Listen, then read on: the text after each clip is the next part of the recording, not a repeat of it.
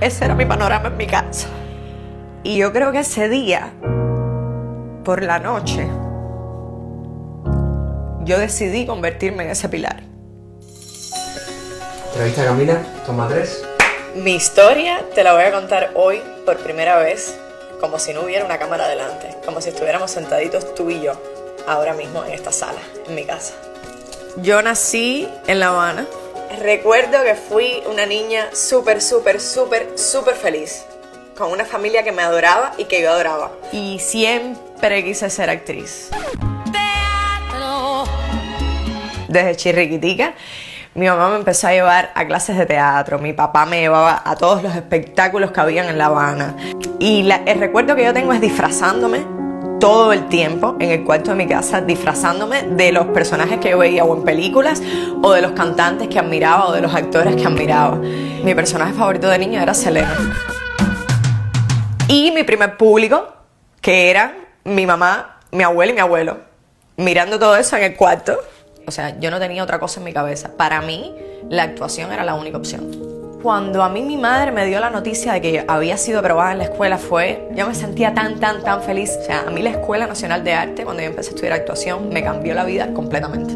Una vez que me gradué, en el 2009, empezó a salir al aire mi primera novela, después de yo haberme graduado. Y nunca se me olvida que estaba en un semáforo y hubo un carro que se paró y dijo: ¡Ah! ¡Mira la de la novela! Y yo dije: Dios mío, ya todo el mundo me conoce. En ese tiempo, en la casa, mi abuelo viajaba a Estados Unidos y en uno de esos viajes llegó a Cuba en una silla de ruedas porque le dio un infarto cerebral en Estados Unidos. Y mi abuelo era un hombre súper fuerte y recuerdo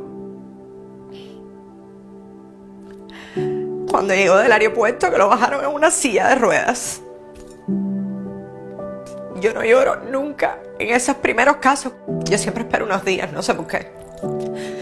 Y recuerdo que me acosté al lado de él en la cama y lo empecé a acariciar. Y él fue el que empezó a llorar.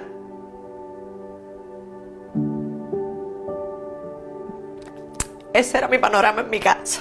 O sea, estuvimos 2 años donde mi mamá perdió el trabajo por estar cuidando a mi abuelo en mi casa. En mi casa no se hacía otra cosa que fuera lavar pañales y cuidar a mi abuelo. O sea, era una tristeza horrible porque él dejó de caminar, se puso súper agresivo. Y recuerdo un día que yo lo estaba cuidando en el portal de mi casa y él quería salir y yo no lo dejé y me dio un manotazo y ese día lloré porque por primera vez mi abuelo me había dado, pero estaba enfermo. Pero por otro lado, en medio de esa tristeza que había en mi casa, mi padrastro llegó a mi vida, que es la persona más generosa que conozco. Y gracias a él y a que él mantuvo a mi familia y le vino a traer alegría a mi familia en medio de todo eso, yo pude seguir mi carrera y no preocuparme por absolutamente nada. Yo estaba siendo capaz de lograr mi sueño. Pero un día, mi mamá me despierta por la mañana y me dice que mi padrastro no había venido a dormir. Y todos nos súper preocupamos, empezamos a llamar a estaciones de policía, el teléfono de él estaba apagado, el móvil, en fin. Yo ese día tenía filmación de una novela, de mi segunda novela, y me tenía que ir. Y me fui en el carro de la producción y recuerdo que a mitad de camino mi madre me llamó y me dijo: Robert se fue para Estados Unidos.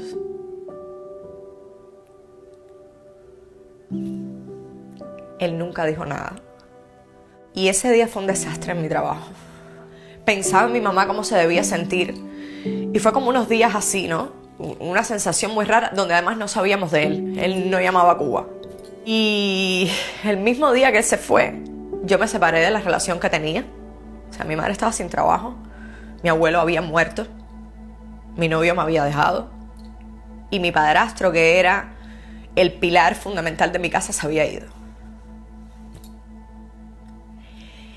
Y yo creo que ese día, por la noche, yo decidí convertirme en ese pilar. O sea, tenía la presión de crecer. De tengo que trabajar, tengo que traer dinero a mi casa, tengo que preocuparme por esto, tengo que conseguir aquello. Y además, continuar con mi sueño. Eso sí no lo iba a dejar. Y decido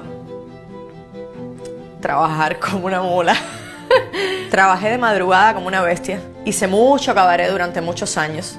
Me acostaba a las 2 de la mañana y me levantaba a las 6 de la mañana para salir a rodar una película. Hice mi primera película. Aprendí inglés, aprendí meditación, aprendí danza. Hice talleres de muchísimas cosas. Estando en Cuba, donde es tan difícil viajar, logré empezar a tener mis primeros viajes. Eso me amplió mi espectro muchísimo. Yo seguí cumpliendo mi sueño y a mi familia nunca le faltó nada. Yo entendí en ese tiempo de que no iba a haber más nada que cuidara de mí. Que la única responsable de mí, de mis sueños y de mi familia era yo. Y mi abuela me dio mucho amor. Y mi madre también. Y fuimos 3 mujeres solas que sobrevivimos y que nos fue muy bien. Y en una sociedad donde me habían enseñado que los hombres eran solo los capaces de hacerlo, nosotras 3 los habíamos logrado y lo seguimos logrando. Sin depender de absolutamente nada ni nadie. Y hoy lo que tú ves de Camila Arteche es el resultado de muchos miedos, de muchos fracasos, de muchas horas de trabajo, de muchas horas de estudio, de muchos llantos, de muchos castings en los que me dijeron que no, de muchas películas que no logré hacer, de muchos proyectos en los que no logré estar, de mucha gente que no confió en mí. Pero todo eso me ha hecho más fuerte, me ha hecho grande. Y a todo eso le tengo que dar las gracias, porque es la experiencia que me ha llevado hasta donde estoy hoy. Y hoy más que nunca voy a hacer los sueños de esa niña realidad. Voy a hacerlos más grandes de lo que ella tuvo en ese cuarto disfrazada de Selena. Esa es mi misión. Y si tú te propones ser libre hoy y ser independiente hoy, lo vas a lograr. Porque si yo pude, tú también puedes hacerlo.